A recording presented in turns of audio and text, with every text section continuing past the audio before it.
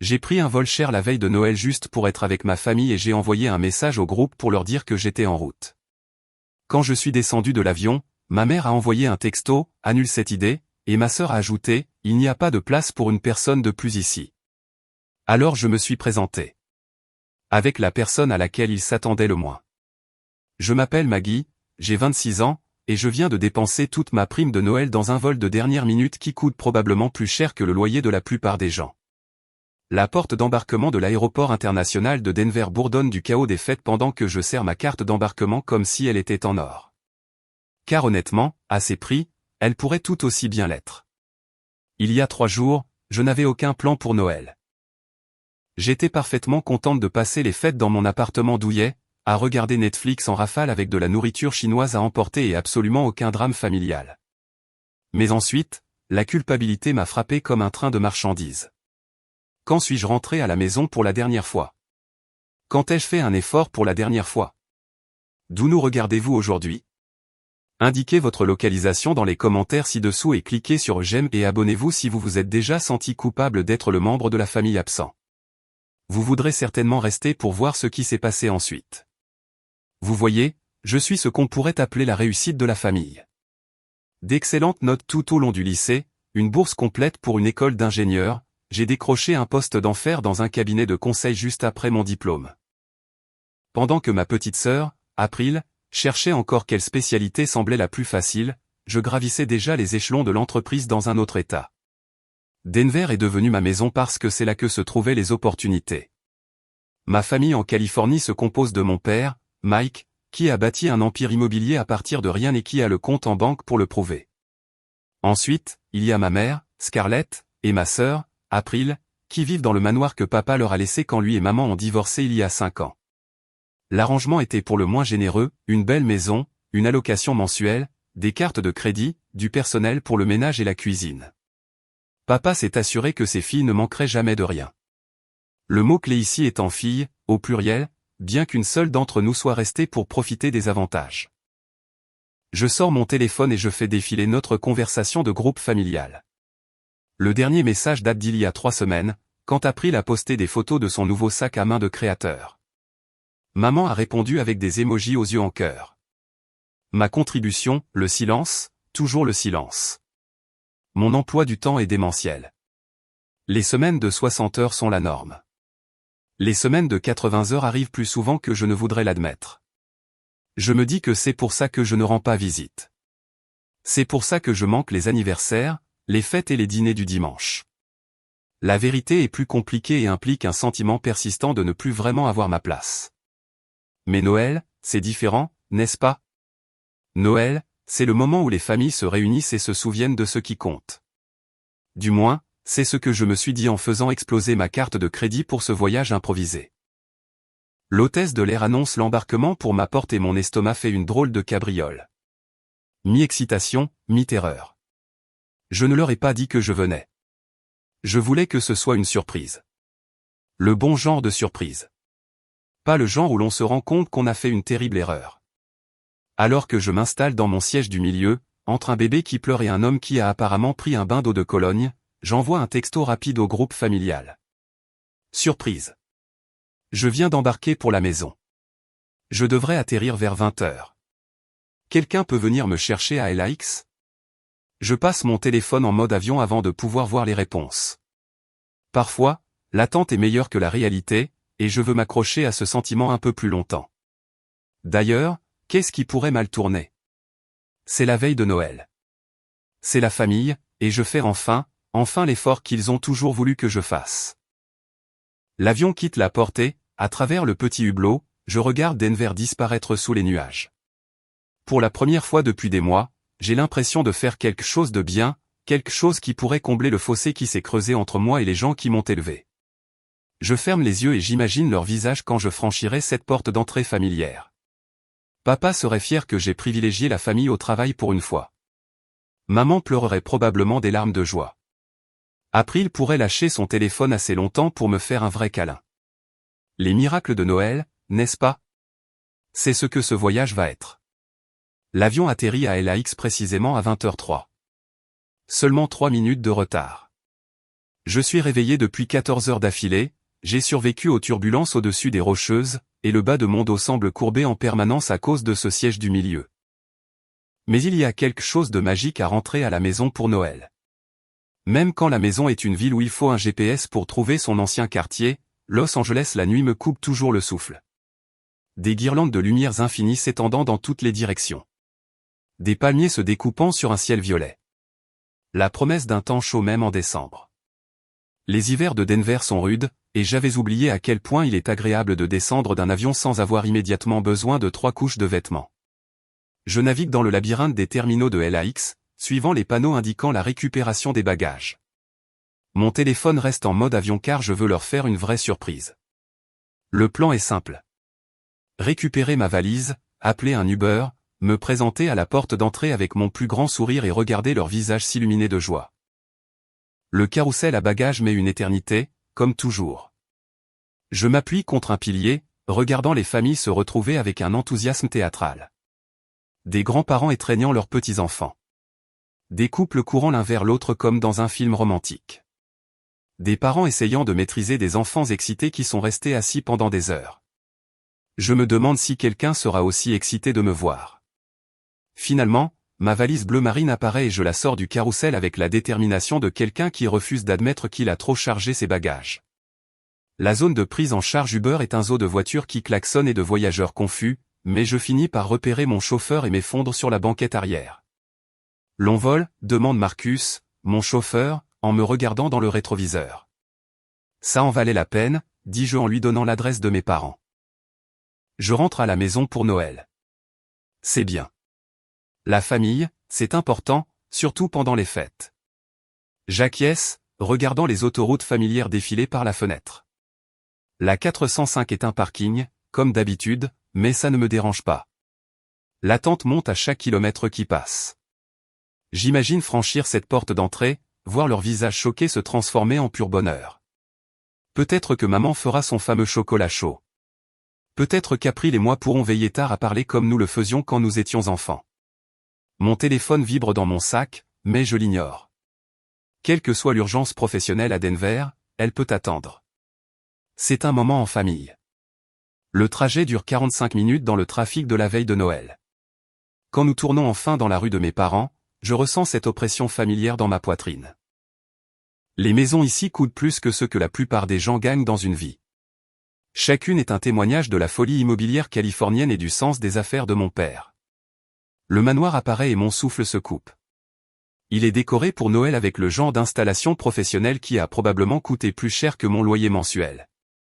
Des milliers de lumières soulignent chaque détail architectural. Des couronnes sont suspendues à chaque fenêtre et un immense sapin brille à travers la baie vitrée du salon. On dirait une couverture de magazine. On dirait la maison. Belle maison, commente Marcus alors que nous nous engageons dans l'allée circulaire. Mon père a bon goût, dis-je, sortant déjà mon portefeuille. Je lui donne un généreux pourboire parce que c'est Noël et parce que je me sens généreuse pour tout en ce moment. Les roulettes de ma valise cliquettent contre l'allée en pierre alors que je m'approche de la porte d'entrée. L'odeur familière du jasmin du jardin de maman se mêle à l'air vif de décembre. Je sors mon téléphone pour désactiver le mode avion et leur faire savoir que je suis là. L'écran s'allume avec une série de notifications et mon estomac se serre en lisant les messages de notre groupe familial. Maman, annule cette idée. April, il n'y a pas de place pour une personne de plus ici. Attends, ça ne peut pas être vrai. Je les relis. Mes mains se mettent à trembler. Le premier message envoyé 20 minutes après mon annonce d'embarquement. Annule cette idée. Le second, d'April, 10 minutes plus tard. Il n'y a pas de place pour une personne de plus ici. Je reste figé sur le pas de la porte, la poignée de ma valise toujours serrée dans ma main, fixant ces mots. Les lumières de Noël se brouillent alors que mes yeux se remplissent de larmes que je refuse de laisser couler. Je reste là pendant ce qui semble être une heure, mais qui n'est probablement que quelques minutes, à relire ces messages encore et encore jusqu'à ce que les mots perdent tout leur sens. Annule cette idée. Pas de place pour une personne de plus. La maison familiale qui a été mon filet de sécurité depuis l'enfance me semble soudain être une forteresse avec le pont-levis relevé. Mes mains tremblent maintenant, et pas à cause de l'air de décembre californien. Je fais défiler l'historique de la conversation, cherchant un contexte que j'aurais pu manquer, mais il n'y a rien. Juste les photos du sac à main de créateur d'April de la semaine dernière et un silence radio avant ça. La porte d'entrée se dresse devant moi comme un défi. Je pourrais sonner maintenant et les forcer à gérer ma présence. Je pourrais prétendre n'avoir jamais vu les messages et jouer l'innocente, mais l'humiliation me brûle trop la gorge pour jouer à des jeux. Pas de place pour une personne de plus dans une maison avec cette chambre. Je saisis la poignée de ma valise et tourne le dos à la porte, mes roulettes cliquetant bruyamment contre la pierre alors que je redescends l'allée. L'Uber est parti depuis longtemps, alors j'ouvre l'application avec des doigts qui ne coopèrent pas tout à fait. Le prochain VTC disponible est à 12 minutes. 12 minutes à rester là, dans l'allée de la maison de mon enfance, officiellement non invité pour Noël. Mais attends, il y a une autre option. Une qui n'implique pas de rentrer à Denver la queue entre les jambes ou de passer la veille de Noël dans un hôtel d'aéroport déprimant. La maison de papa n'est qu'à 20 minutes. Quand mes parents ont divorcé, papa a emménagé dans une maison moderne et élégante dans les collines. Il prétendait vouloir quelque chose de plus petit, de plus gérable, mais la vérité est qu'il voulait s'éloigner des souvenirs. Je ne lui ai rendu visite que 2 fois depuis qu'il a déménagé, me sentant coupable à chaque fois de ne pas faire plus d'efforts pour le voir. Maintenant, soudainement, papa semble être ma seule bouée de sauvetage. Le chauffeur Uber qui vient me chercher est bavard, me posant des questions sur mes projets de Noël et commentant les belles décorations du quartier. Je lui donne l'adresse de papa et je regarde par la fenêtre, voyant défiler des maisons à plusieurs millions de dollars pendant que j'élabore mon explication. Salut, papa. Surprise. Maman et April ne veulent pas de moi à la maison pour Noël, alors j'ai pensé que je pourrais m'incruster chez toi. Non, trop pathétique. Je voulais passer Noël avec toi cette année. Tu sais, juste nous deux. Mieux, mais il verra clair dans mon jeu. La vérité, c'est que papa et moi nous sommes éloignés depuis le divorce. Pas à cause de la colère ou du ressentiment, mais à cause de la simple physique de la distance. J'ai déménagé à Denver. Il s'est enterré dans le travail. Nous échangions des appels pour nos anniversaires et des textos de fêtes maladroits, mais nous n'avons jamais réussi à reconstruire la relation étroite que nous avions quand j'étais plus jeune. C'est peut-être notre chance. La maison de papa se trouve au bout d'une impasse tranquille. Tout en lignes épurées et en baies vitrées. Même dans le noir, elle a l'air chère et légèrement froide. Pas de décoration de Noël, je remarque, pas de lueur chaleureuse de lumière de fête. Je paie le chauffeur et me tiens devant la porte d'entrée de papa, soudainement nerveuse pour des raisons entièrement différentes. Et s'il n'était même pas à la maison? Et s'il avait des projets que je suis sur le point de gâcher? Et s'il était tout aussi peu accueillant que maman et April? La sonnette résonne dans ce qui semble être un espace caverneux. Après un moment, j'entends des pas puis la porte s'ouvre pour révéler mon père. Mike Patterson ressemble toujours à l'homme d'affaires prospère qui a bâti un empire à partir de rien. Cheveux argentés parfaitement coiffés même à 20 heures. Une chemise qui coûte probablement plus cher que mon budget d'épicerie hebdomadaire. Une posture qui rayonne de confiance. Mais il y a quelque chose de différent dans ses yeux ce soir. Quelque chose qui ressemble presque à de la solitude. Maggie. Son visage se transforme avec une surprise sincère et ce qui pourrait être du soulagement. Qu'est-ce que tu fais ici? Je pensais que tu passais Noël à Denver. Changement de programme, dis-je, en essayant d'avoir l'air décontracté et en échouant probablement. Surprise. Il recule immédiatement, me faisant signe d'entrer. Entre. Entre. Mon Dieu, ça fait du bien de te voir. La dernière fois que tu es venu, c'était quand? Il y a 6 mois? 8? Trop longtemps, j'admets. Et pour la première fois depuis que j'ai lu ces textos, je ressens autre chose que du rejet. Papa prend ma valise sans qu'on le lui demande et me conduit dans son salon. L'espace est magnifique, mais stérile, comme une page de magazine où personne ne vit réellement. Pas de photos de famille, pas de touches personnelles, juste des meubles chers agencés par quelqu'un avec un goût impeccable et sans attachement émotionnel. Tu as faim? J'étais en train de prendre un triste dîner en solitaire, mais je peux commander quelque chose. Il y a un super restaurant thaï qui livre. Et voilà. La solitude que j'avais entrevue à la porte, maintenant exprimée à voix haute. Le thaï, ça me semble parfait, dis-je. Papa, tu passes Noël seul? Il s'installe dans le fauteuil en face de moi, paraissant soudain plus vieux que ses 58 ans.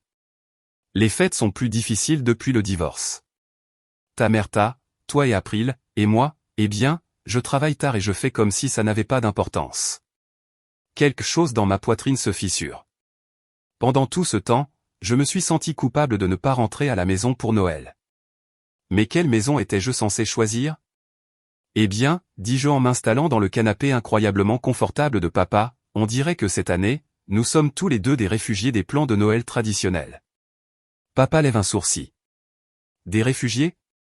On dirait qu'il y a une histoire derrière ta visite surprise. J'hésite.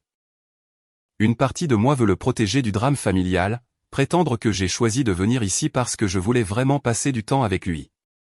Mais en regardant son triste dîner taille en solitaire et cette belle maison stérile sans une seule décoration de Noël, l'honnêteté semble plus importante que de protéger les sentiments de qui que ce soit. J'ai pris l'avion pour surprendre maman et April, dis-je lentement. J'ai dépensé toute ma prime de Noël dans un billet de dernière minute, mais apparemment, il n'y a pas de place pour moi à l'auberge. L'expression de papa s'assombrit. Comment ça, pas de place? Je sors mon téléphone et je lui montre les messages. Son visage passe par la confusion, l'incrédulité, et quelque chose qui ressemble dangereusement à de la rage. Tu te moques de moi. Il relit les messages, sa voix devenant plus basse, de cette manière qui signifie qu'il est vraiment en colère. Dans une maison avec cette chambre, il n'y a pas de place pour ma fille. Et, ce n'est pas grave, dis-je rapidement. C'est leur perte, n'est-ce pas? Comme ça, je peux passer Noël avec toi. Mais papa fait les 100 pas maintenant. Son attitude d'homme d'affaires remplacée par une fureur paternelle. Ce n'est pas grave, Maggie. Tu as traversé le pays pour être avec ta famille pour Noël. Tu as fait un effort que personne d'entre nous n'a vu de ta part depuis des années et elles t'ont juste rejeté comme si tu ne comptais pas, je le regarde faire les 100 pas et quelque chose de chaleureux se propage dans ma poitrine. Quand est-ce que quelqu'un a été aussi en colère pour moi pour la dernière fois? Quand est-ce que j'ai senti pour la dernière fois que quelqu'un était vraiment de mon côté? Tu sais quoi? Papa arrête de marcher et me regarde avec une détermination soudaine. Leur perte est tout à fait exacte. Nous allons passer la meilleure veille de Noël de l'histoire des veilles de Noël. Et d'une manière ou d'une autre, il y arrive. Nous commandons beaucoup trop de nourriture thaïlandaise et la mangeons directement dans les boîtes, assis sur son canapé blanc immaculé. Papa trouve une bouteille de vin cher qu'il gardait pour une occasion spéciale. Et nous la buvons pendant que je lui parle de mon travail à Denver, des projets que je gère et de la promotion que je vise. Il me parle de ses affaires, des nouveaux développements qu'il prévoit et de la retraite qu'il envisage. Nous parlons pendant des heures comme nous ne l'avions pas fait depuis des années, peut-être même jamais. Sans les interruptions constantes de maman ou la recherche d'attention dramatique d'April, papa et moi pouvons enfin avoir une vraie conversation. Ça m'a manqué, dit-il vers 23 heures, en remplissant nos verres de vin. Tu m'as manqué. Tu m'as manqué aussi, j'admets. Je ne réalisais pas à quel point jusqu'à ce soir. Pourquoi ne viens-tu pas plus souvent? Et ne me sors pas l'excuse du travail. Je sais que tu as du succès, mais je sais aussi que tu peux prendre un long week-end quand tu le veux. J'envisage mes dérobades habituelles, mais le vin et son attention sincère ont abaissé mes défenses. Honnêtement, je n'avais plus l'impression d'avoir ma place. April est la fille qui est restée proche, qui a besoin d'aide pour tout, qui fait que maman se sent utile. Je suis la fille qui est partie et qui s'est débrouillée seule. Parfois, j'ai l'impression qu'il n'y a plus de rôle pour moi dans la famille. Papa pose son verre de vin et me regarde sérieusement. Maggie, tu es l'enfant dont je suis le plus fier. Tu le sais ça? Tu as saisi les opportunités que je t'ai données et tu as foncé. Tu as construit une vie basée sur ton propre mérite, ton propre travail acharné. April. April a tout eu sur un plateau et n'a rien appris. C'est probablement la conversation la plus honnête que nous ayons jamais eue sur la dynamique familiale. Le vin aide, mais plus que ça, l'absence de maman et d'April crée un espace pour la vérité. J'aurais dû faire plus d'efforts avec toi après le divorce, continue papa.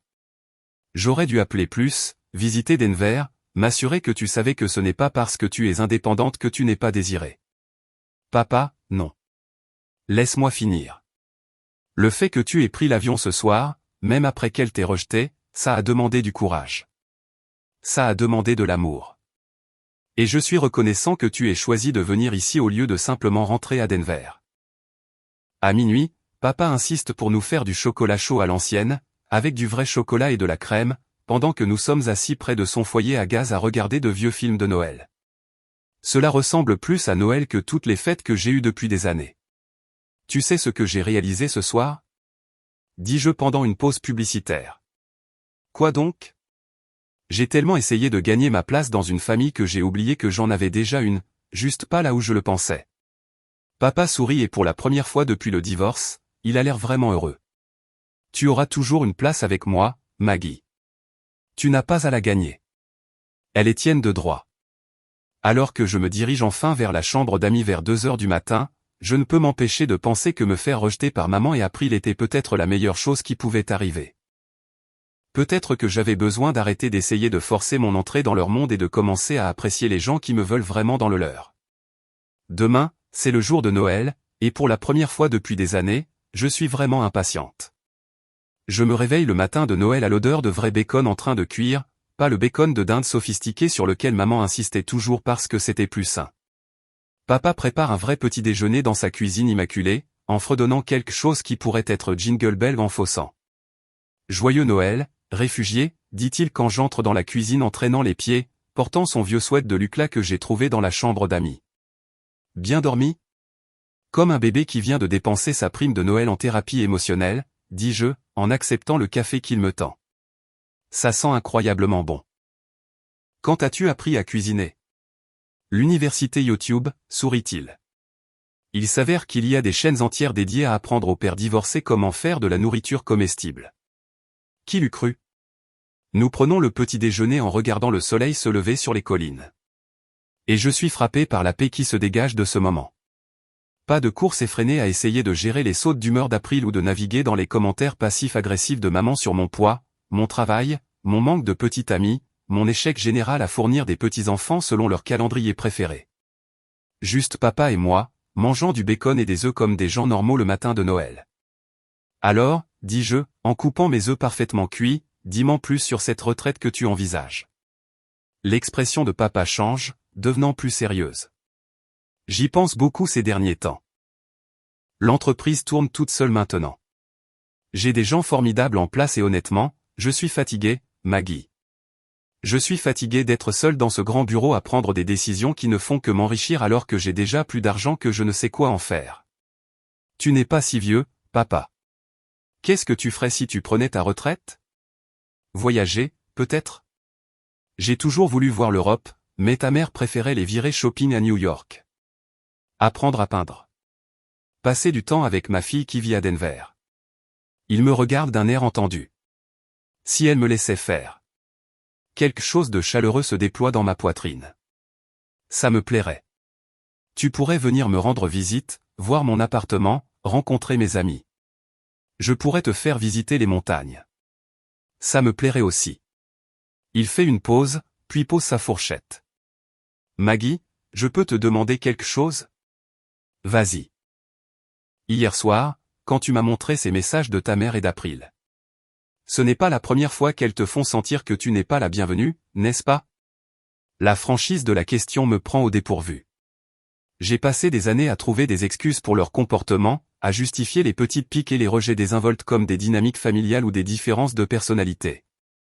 Non, j'admets doucement. Ce n'est pas la première fois. Raconte-moi. Alors, je le fais. Au cours de l'heure suivante, pendant que nous buvons du café et grignotons les restes de bacon, je lui dis des choses que je n'avais jamais dites à voix haute auparavant. Sur la façon dont April se met en colère quand je viens parce que cela signifie qu'elle doit partager l'attention de maman. Sur la façon dont maman trouve toujours des moyens de critiquer mes choix tout en louant le manque total de direction d'April. Sur la façon dont j'ai arrêté d'appeler aussi souvent parce que les conversations me laissaient toujours épuisé et inadéquate.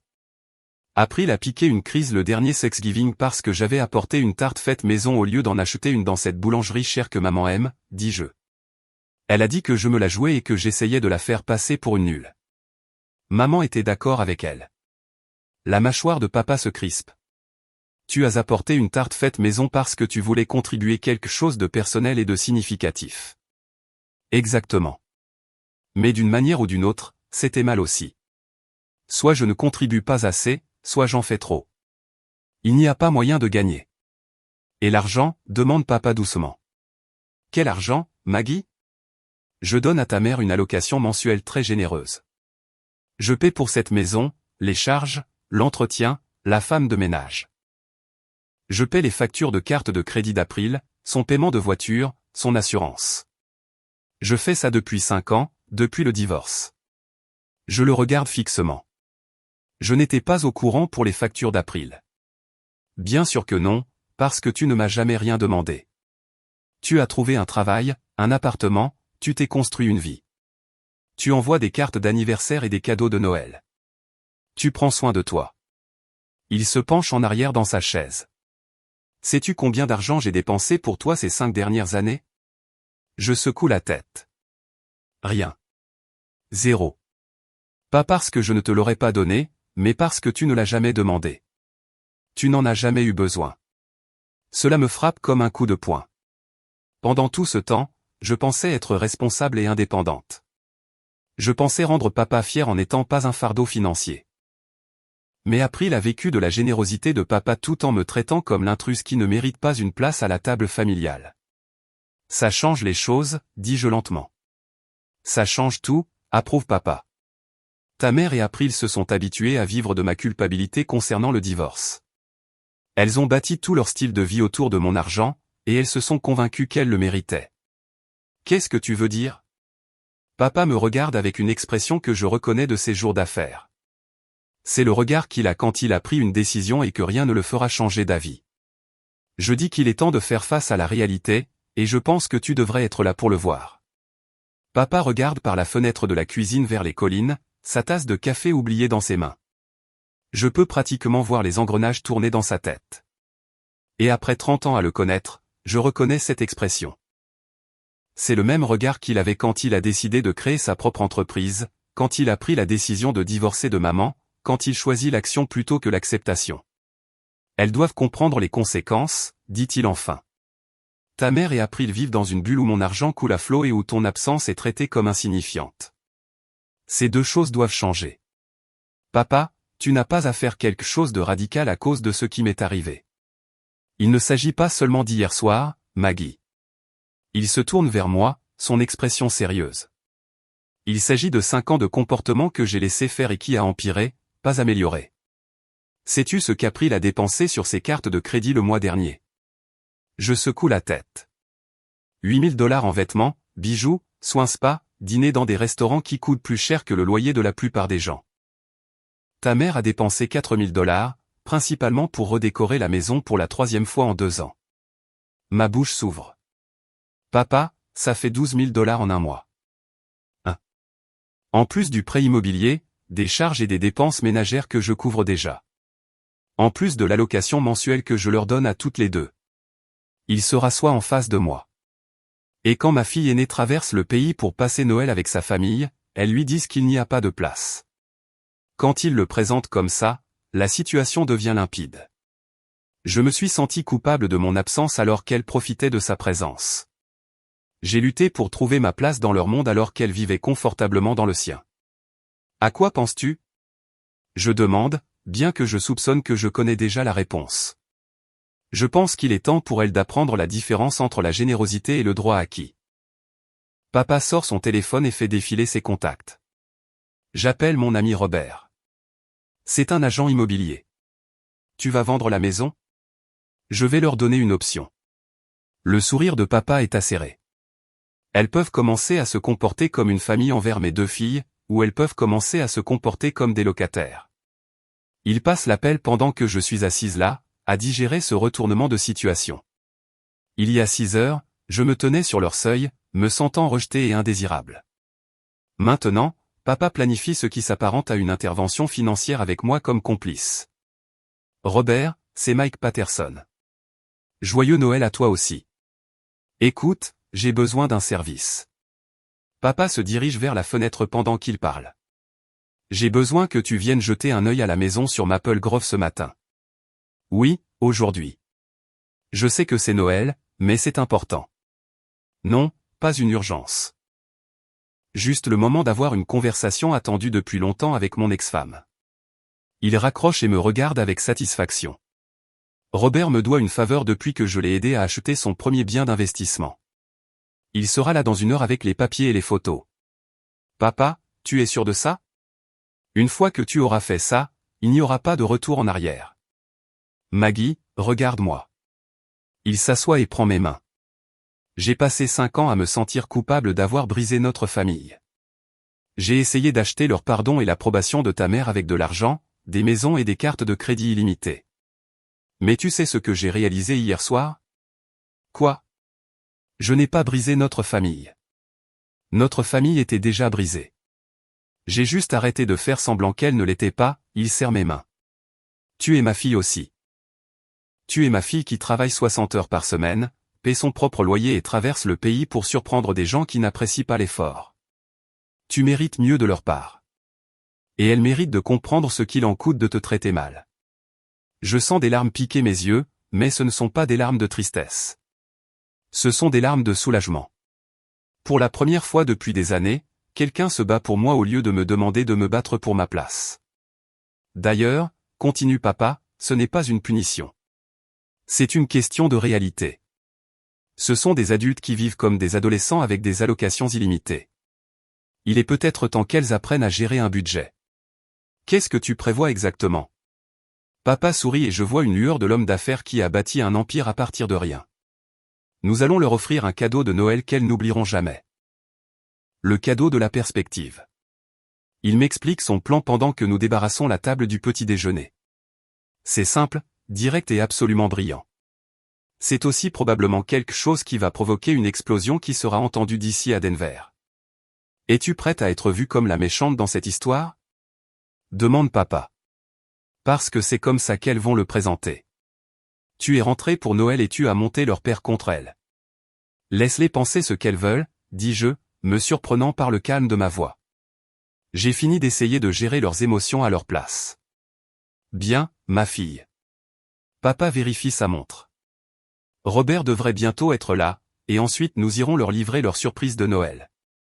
En allant m'habiller, je m'aperçois dans le miroir de la salle de bain. La fille humiliée d'hier a disparu. À sa place se tient quelqu'un qui a l'air confiant, peut-être même légèrement dangereux. Quelqu'un qui en a enfin fini d'être le paillasson de la famille. Maman et April ont demandé de l'espace. Elles sont sur le point d'en avoir plus qu'elles ne l'ont jamais imaginé. Avez-vous déjà connu du favoritisme dans votre famille qui vous a fait douter de votre valeur? Laissez un commentaire pour me le faire savoir. Vous voudrez voir ce qui se passe quand nous nous présentons à leur porte. Robert arrive chez papa avec l'air d'un homme qui préférerait être chez lui avec sa famille à manger les restes de jambon, mais qui doit trop de faveurs pour dire non. Il porte une mallette et arbore le genre de sourire que les agents immobiliers perfectionnent pour les situations difficiles. Mike, tu es sûr du timing? Demande-t-il en serrant la main de papa. Le matin de Noël est généralement réservé aux liens familiaux, pas à la guerre familiale. Fais-moi confiance, dit papa. C'est exactement le bon moment. Robert est dans le métier depuis assez longtemps pour reconnaître un drame familial quand il en voit un. Il ne pose pas de questions, il hoche simplement la tête et se met au travail. En 20 minutes, il a sorti son appareil photo et charge des panneaux à vendre de qualité professionnelle dans son camion. Le marché est en plein essor en ce moment, nous dit-il. Une maison comme ça dans ce quartier, on pourrait avoir des offres en 1 semaine. Parfait, dit papa avec le genre de satisfaction habituellement réservé aux transactions commerciales réussies. Je commence à sentir des papillons nerveux alors que nous nous dirigeons vers la maison. La dernière fois que j'y étais, je me tenais rejeté sur le seuil comme une sorte de cas de charité de Noël. Maintenant, je reviens dans le cadre de ce qui s'apparente à un coup d'état financier. Le contraste ne m'échappe pas. Ça va, demande papa, en me jetant un coup d'œil alors que nous tournons sur Maple Grove Drive. Je me demande juste s'il y a une chance que ça se passe bien, dis-je. 0 chance, répond-il joyeusement. Mais parfois, le but n'est pas que ça se passe bien. Parfois, le but est la clarté. La maison a l'air différente à la lumière du jour.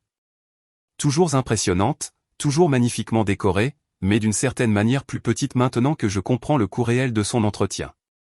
Ces décorations de Noël professionnelles ont probablement coûté plus cher que ce que je dépense en courses en 3 mois. Robert se gare derrière nous et commence immédiatement à décharger ses panneaux. Le voir planter le premier poteau à vendre dans la pelouse immaculée semble surréaliste, comme regarder quelqu'un planter un drapeau sur un territoire conquis. Souviens-toi, dit papa alors que nous nous dirigeons vers la porte d'entrée. Nous sommes ici pour leur souhaiter un joyeux Noël et leur annoncer des nouvelles. Reste calme, reste uni, et laisse-moi faire la plupart de la conversation. Compris. Je prends une profonde inspiration. Cependant, je me réserve le droit de répondre s'il commence à attaquer ma personne. C'est juste. Papa sonne à la porte comme s'il n'avait pas vécu ici depuis 5 ans. Nous entendons du mouvement à l'intérieur, plusieurs voix puis des pas qui s'approchent. La porte s'ouvre et maman apparaît dans son pyjama en soie du matin de Noël, une tasse de café à la main, s'attendant probablement à un voisin ou à un livreur. Au lieu de cela, elle trouve son ex-mari et sa fille rejetés sur son seuil pendant qu'un agent immobilier plante des panneaux à vendre dans son jardin. La tasse de café lui glisse des mains et se brise contre le sol en marbre de l'entrée. Mike. Sa voix n'est qu'un murmure. Quoi? Qu'est-ce que vous faites ici? Joyeux Noël, Scarlett, dit papa avec un sourire qui n'atteint pas ses yeux. Je suis venu passer la matinée avec mes 2 filles. Pouvons-nous entrer? Les yeux de maman passent de papa, à moi, puis à Robert, qui installe ce qui est clairement un affichage immobilier professionnel. Son visage passe par la confusion, le choc et une alarme croissante. Je ne comprends pas, commence-t-elle. Maman. La voix d'April appelle de plus loin dans la maison. Qui est à la porte? Dis-leur qu'on n'achète rien. Papa passe devant maman dans le hall d'entrée sans attendre d'invitation. C'est sa maison après tout. Je suis, en essayant de ne pas marcher sur les morceaux de la tasse de café cassée éparpillés sur le sol qui coûtent probablement plus cher au mètre carré que mon appartement. Bonjour, April, lance papa vers le salon. Viens dire bonjour à ton père. Le silence qui suit est assourdissant. Puis nous entendons des pas rapides et April apparaît en haut du grand escalier, portant des vêtements d'intérieur de créateur qui coûtent probablement plus cher que mon paiement de voiture mensuel. Papa. Oh mon Dieu, qu'est-ce que tu fais ici? Et pourquoi Maggie est-elle avec toi? Elle descend les escaliers comme une reine descendant pour s'occuper des paysans. On t'avait dit qu'il n'y avait pas de place pour des personnes supplémentaires ce Noël. Oui, j'ai vu vos messages, dit papa calmement. Très éclairant. Mais comme c'est ma maison, j'ai pensé que je ferais un peu de place. April atteint le bas des escaliers et s'arrête, réalisant enfin la tension dans la pièce. Ta maison, papa? Tu nous as donné cette maison lors du divorce. Je l'ai donnée à mes filles, corrige papa. Aux 2. Il semble que l'une d'elles ait été oubliée dans la distribution des cadeaux. Maman est restée figée près de la porte tout ce temps, mais maintenant elle semble revenir à la réalité. Mike, je crois qu'il y a eu un malentendu. Nous voulions juste dire que nous avions déjà des projets. Oh, je comprends parfaitement, dit papa. C'est pourquoi j'ai amené de l'aide. Au même moment, Robert apparaît à la porte. Ayant fini avec les panneaux, il observe la tasse de café cassée, le décor coûteux, la tension familiale évidente, et maintient son attitude professionnelle comme le diplomate chevronné qu'il est. Mesdames, dit-il agréablement, je suis Robert Chen, de Patterson Real Estate. Votre ex-mari m'a demandé de préparer cette propriété pour une vente immédiate. Maintenant, April et maman semblent toutes 2 véritablement paniquées. Vente? La voix d'April monte d'une octave. Papa, tu ne peux pas vendre notre maison. En fait, si, je peux, dit papa en s'installant dans le salon comme s'il était chez lui. Ce qui, soyons honnêtes, est le cas. C'est ma maison, mon prêt immobilier, mes impôts fonciers. J'ai été assez généreux pour vous laisser y vivre, mais la générosité a une date d'expiration. Maman s'affaisse sur le canapé en cuir blanc sur lequel je me souviens qu'il m'était interdit de m'asseoir quand j'étais adolescente. On dirait qu'elle a vieilli de 5 ans en 5 minutes. Mike, s'il te plaît, discutons en privé. Les enfants n'ont pas besoin d'être impliqués dans les décisions d'adultes. Les enfants. Je ne peux m'empêcher de rire. Maman, j'ai 26 ans et April en a 23. Nous ne sommes pas des enfants, et l'implication d'April dans tout ça est justement le problème. April se retourne pour me faire face, c'est 2. Son pyjama de créateur flottant de façon dramatique. C'est de ta faute, n'est-ce pas? Tu es venu ici et tu as rempli la tête de papa de mensonges sur nous. En fait, dis-je en gardant ma voix calme, je n'ai pas eu grand-chose à dire. Les chiffres parlent d'eux-mêmes. Papa sort son téléphone et fait défiler quelque chose. Robert, pendant que tu es là, voudrais-tu entendre parler des dépenses mensuelles de cette propriété, juste pour que tu puisses les prendre en compte dans le prix de vente? Papa, arrête, dit April, mais sa voix a perdu son ton impérieux. Prêt immobilier, 4000 $ par mois. Impôt foncier, 1800 $. Charges, 600 $. Entretien et aménagement paysager, 800 $. Allocation mensuelle pour les dépenses ménagères, 3000 $. Papa lève les yeux de son téléphone. Ça fait 10 200 $ par mois avant même de parler des factures de carte de crédit. Robert siffle bas. C'est une dépense mensuelle considérable. Et ce n'est pas tout, continue papa. Les cartes de crédit d'April le mois dernier, 8000 $. Celle de ta mère, 4000 $. Ça fait 22 000 $ en un mois pour maintenir un style de vie pour deux personnes qui ne contribuent absolument en rien à leur propre soutien. Nous contribuons, proteste April. Je gère la maison. Je coordonne avec le personnel. Tu dépenses de l'argent, dit papa platement. Ce n'est pas une contribution. C'est de la consommation. Maman trouve enfin sa voix. Mike, nous avions un accord après le divorce. Tu as dit que nous serions pris en charge. J'ai dit que mes filles seraient prises en charge. Pluriel. Les deux. La voix de papa se fait plus froide. Mais d'une manière ou d'une autre, l'une de mes filles a travaillé 60 heures par semaine et payé son propre loyer, tandis que l'autre a traité mes cartes de crédit comme une virée shopping illimitée. Je regarde cet échange en ayant l'impression de voir ma famille clairement pour la première fois. Le désespoir de maman n'est pas de perdre une maison. C'est de perdre un style de vie qu'elle n'a jamais mérité. La colère d'April n'est pas d'être déplacée. C'est d'être exposée. Alors, voici ce qui va se passer, continue papa. Robert va mettre cette maison en vente. Vous avez 60 jours pour trouver un autre logement. April, je t'ai déjà trouvé un appartement d'une chambre en centre-ville. Le loyer est payé pour 6 mois pour te donner le temps de trouver un emploi. Un emploi. April a l'air comme s'il venait de lui suggérer de devenir une artiste de cirque. Papa, je n'ai pas de travail. Je n'ai pas d'expérience. Qu'est-ce que je suis censé faire? Apprendre, dit papa simplement. La même chose que Maggie a faite quand elle a obtenu son diplôme. Maman se lève brusquement, faisant les 100 pas vers la fenêtre d'où les panneaux à vendre de Robert sont visibles. C'est cruel, Mike. Sommes-nous une famille, demande papa. Parce que la famille ne dit pas à une fille qu'il n'y a pas de place tout en dépensant l'héritage de l'autre en sac à main de créateur. Le mot héritage frappe la pièce comme une bombe. April et maman se figent toutes les deux. Quel héritage? Demande April lentement. Papa me regarde, puis les regarde à nouveau. L'héritage qui paie pour ce style de vie depuis 5 ans. De l'argent qui appartient à mes 2 filles, pas seulement à celle qui est restée assez proche pour le dépenser. Je peux voir la réalité mathématique se dessiner sur leur visage. Chaque dollar qu'elles ont dépensé est un dollar qui ne m'est pas allé. Chaque dîner coûteux, chaque virée shopping, chaque achat frivole s'est fait à mes dépens. Tu nous coupes les vivres, demande maman, sa voix à peine audible. Je remets les choses à plat, dit papa. Maggie ne m'a jamais demandé d'argent parce qu'elle n'en avait jamais eu besoin. Vous avez demandé de l'argent parce que vous n'avez jamais essayé de ne pas en avoir besoin. Il est temps que ça change.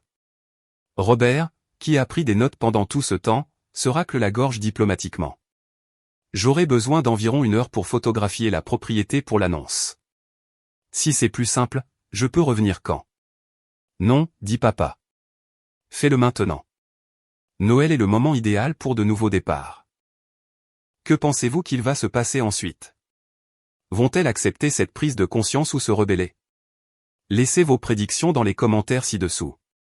Robert se retire avec tact pour photographier l'extérieur tandis que le reste d'entre nous s'engage dans ce que j'appelle généreusement une discussion familiale.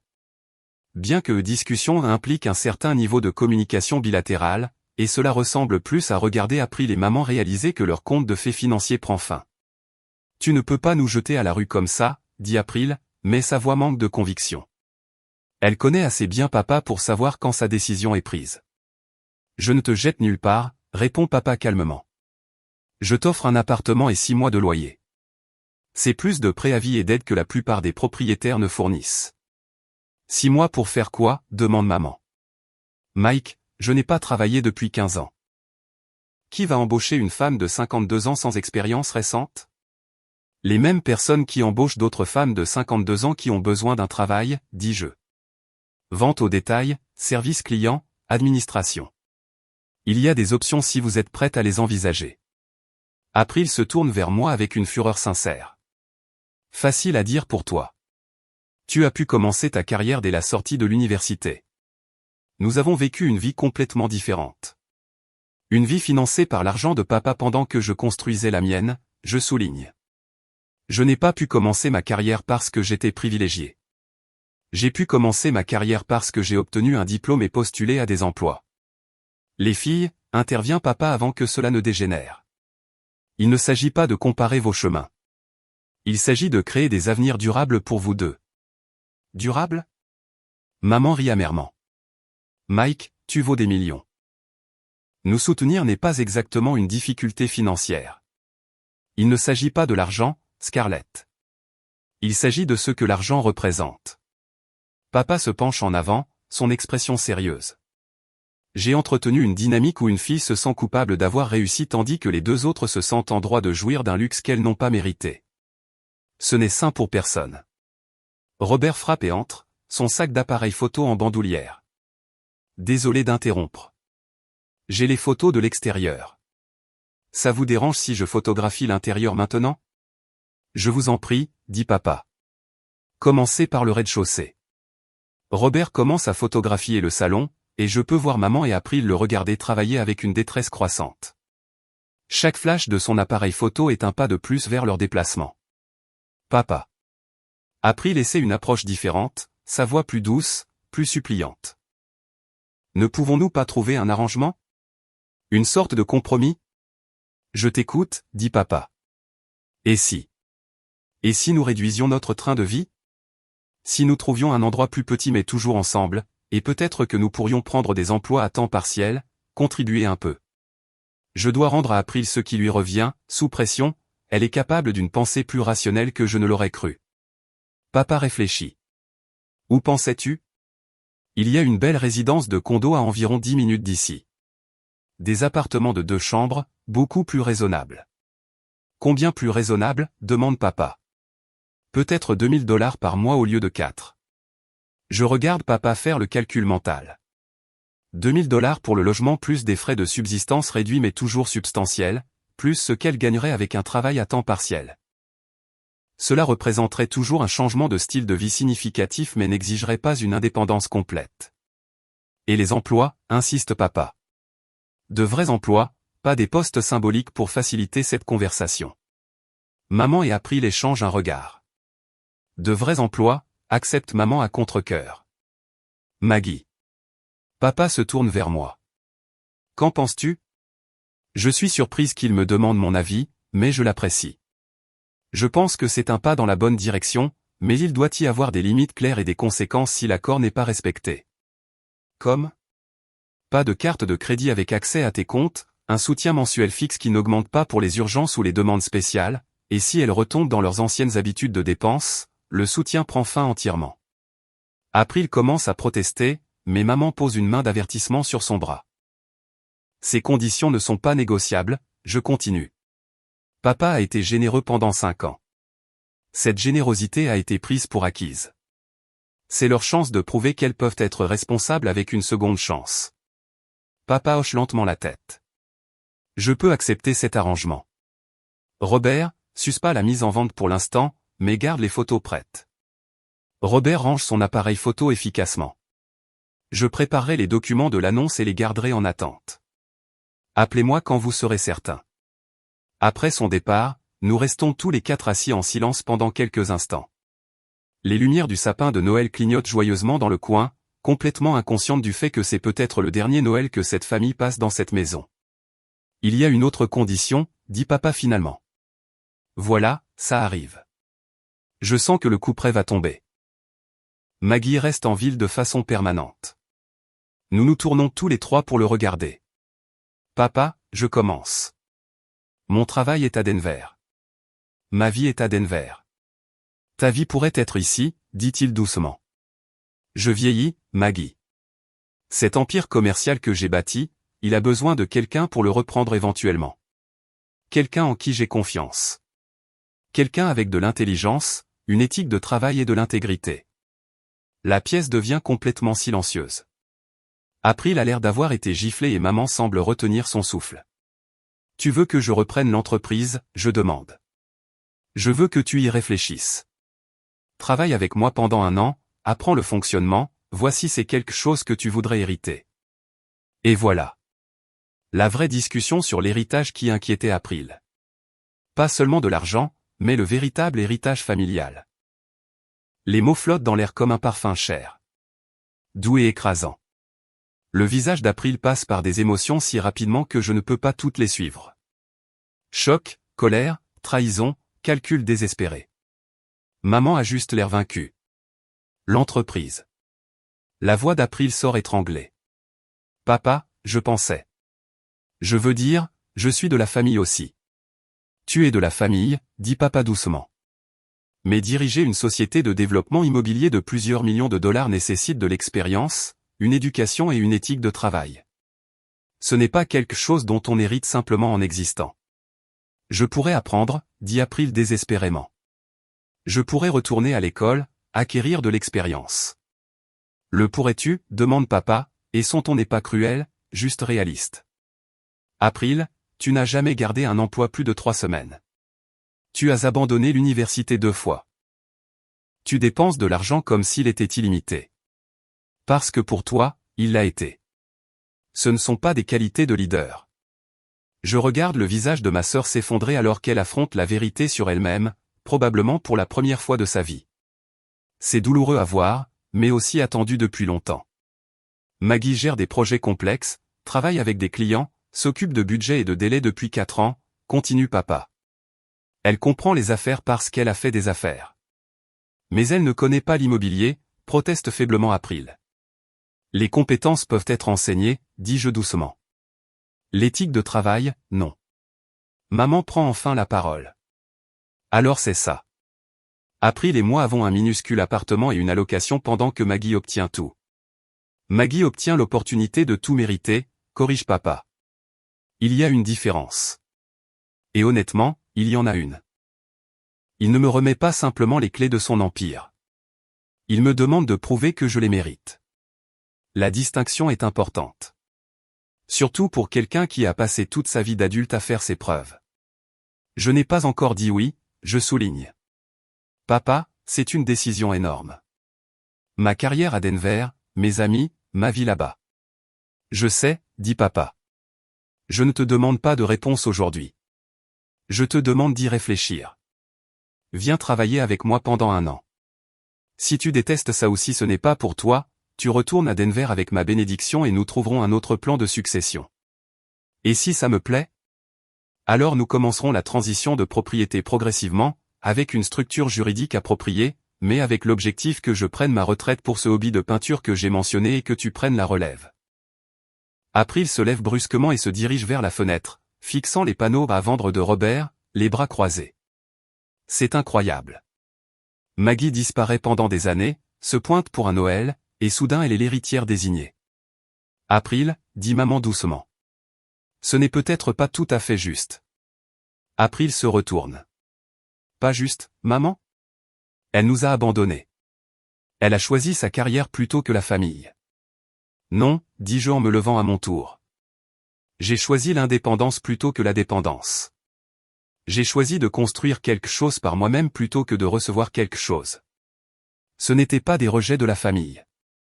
C'étaient des tentatives de devenir quelqu'un digne du respect de la famille. Tu penses qu'on ne te respecte pas, demande maman. Je la regarde fixement. Maman, il y a moins de 24 heures, tu m'as dit qu'il n'y avait pas de place pour moi dans cette maison. Comment suis-je censé interpréter ça, exactement? Le silence qui suit est une réponse suffisante. Papa se lève et se dirige vers le sapin de Noël, touchant l'un des ornements coûteux. Vous savez ce que j'ai réalisé hier soir? J'ai été tellement concentré à essayer de maintenir cette famille financièrement à l'aise que j'ai oublié de la maintenir émotionnellement saine. Il se tourne pour nous faire face. Maggie, tu as porté la culpabilité de ne pas être assez présente. April, tu as vécu sans but ni direction. Scarlett, tu as géré des relations au lieu de les construire. Et moi, j'ai signé des chèques au lieu de régler les problèmes. Alors, c'est ta solution? Demande April. Faire exploser la vie de tout le monde et recommencer à zéro. C'est ma solution pour créer une responsabilisation, dit papa. Maggie mérite son héritage en prouvant qu'elle peut gérer les responsabilités. Vous méritez votre indépendance en prouvant que vous pouvez subvenir à vos besoins. Et je mérite ma retraite en m'assurant que l'héritage familial est entre de bonnes mains. Je me surprends à hocher lentement la tête.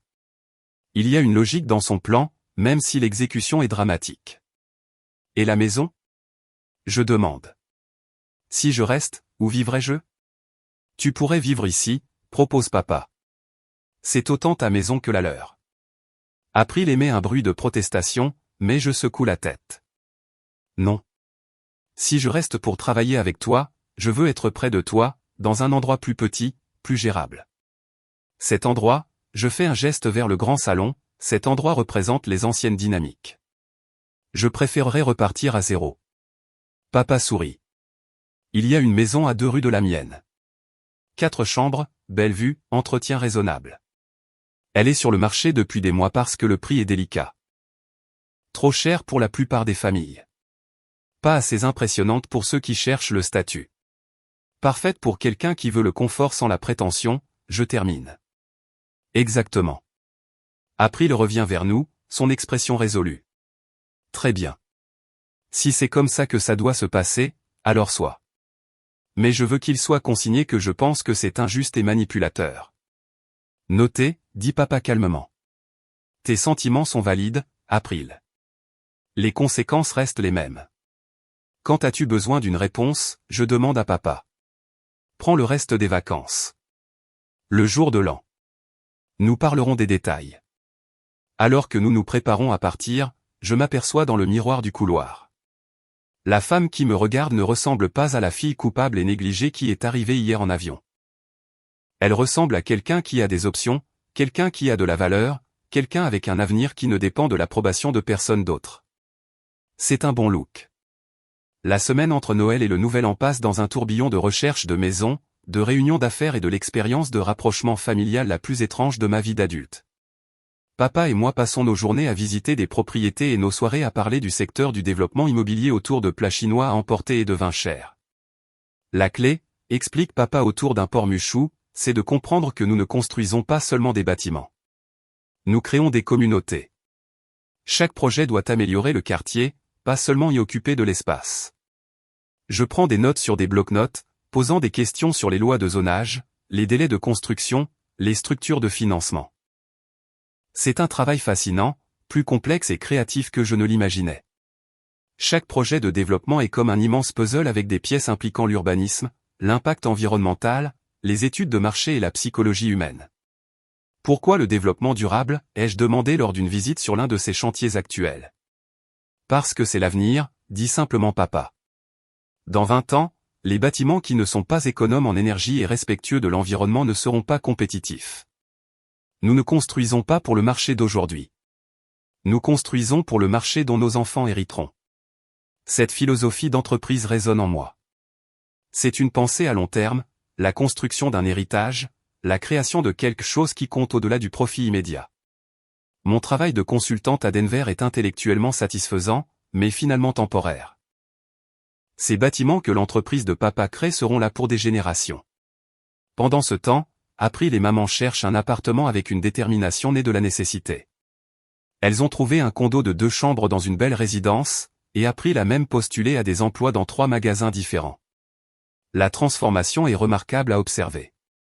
Je n'avais jamais réalisé à quel point tout est cher quand on paie soi-même, admet April lors d'un de nos dîners de famille maladroits chez papa.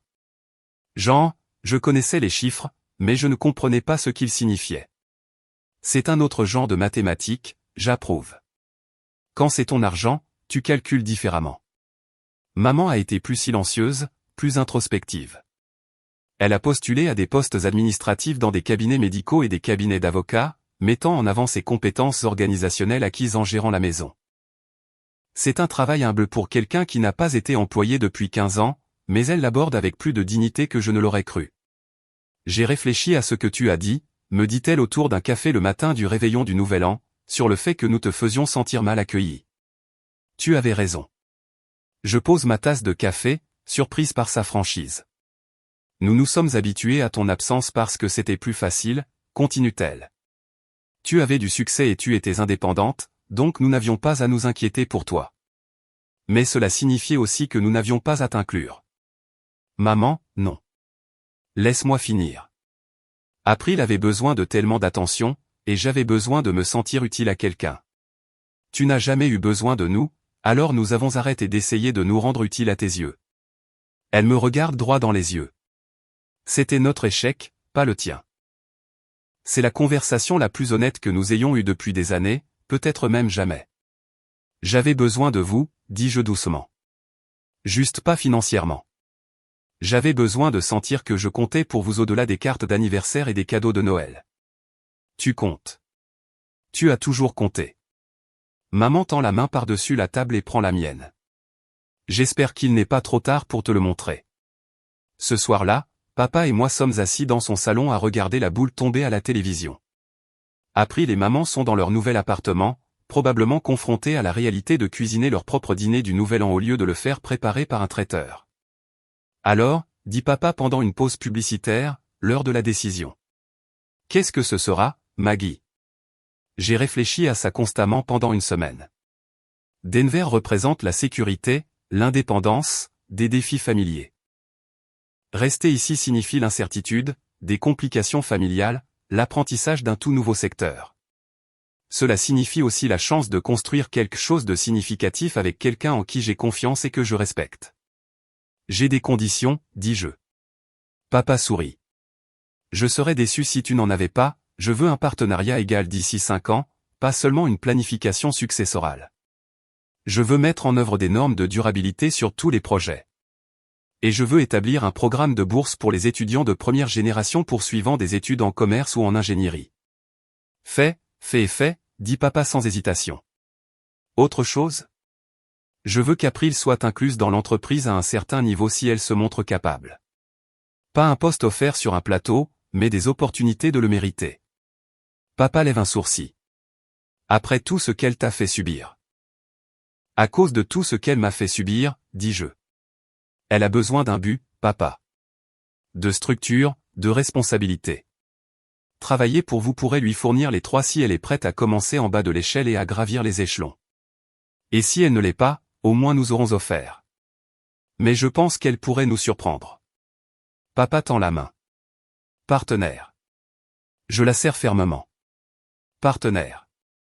Alors que le compte à rebours de minuit commence à la télévision, je pense à tout ce qui a changé en une semaine.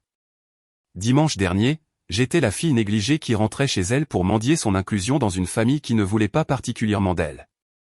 Ce soir, je suis une partenaire à part entière dans une entreprise de plusieurs millions de dollars avec un père qui me voit enfin comme un atout plutôt qu'une obligation.